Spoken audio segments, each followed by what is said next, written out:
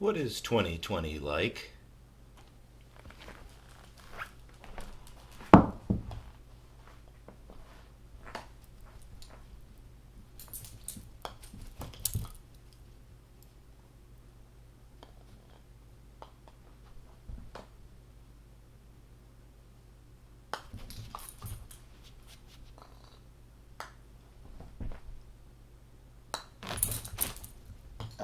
Just can't seem to get it to the hole.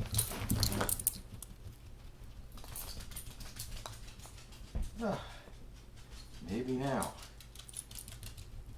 Oh, ah, maybe now. We can finally have fun. Yeah, we got it. All right. Ah, one disaster after another, and full of surprises. Just when you think you're going to make it, you can't.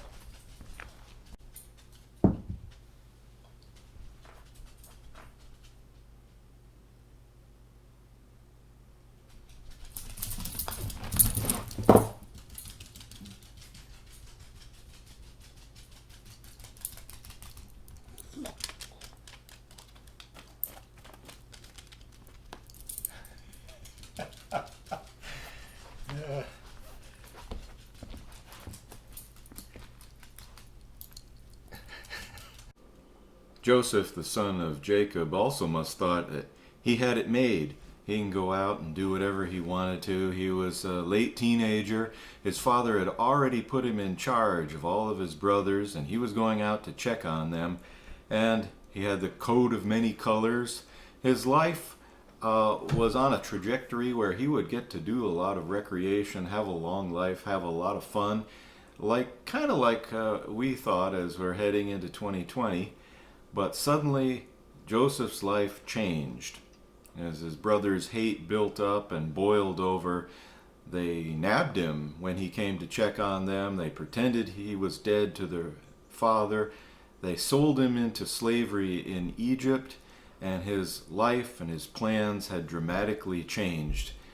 He went from being in charge to being a slave, and separated from his family for years and years and years. I guess the point of all this is a surprise, certainly, that he must have felt, but the adjustment that he went through later in life. Now, he had a hard life. He didn't live as long as his brothers did, and not as long as his father. He went through many adverse kind of situations, but yet he did God's will. And so in the end of the book of Genesis, he could say that this very famous passage about when he reassures his brothers, don't be afraid, am I in the place of God?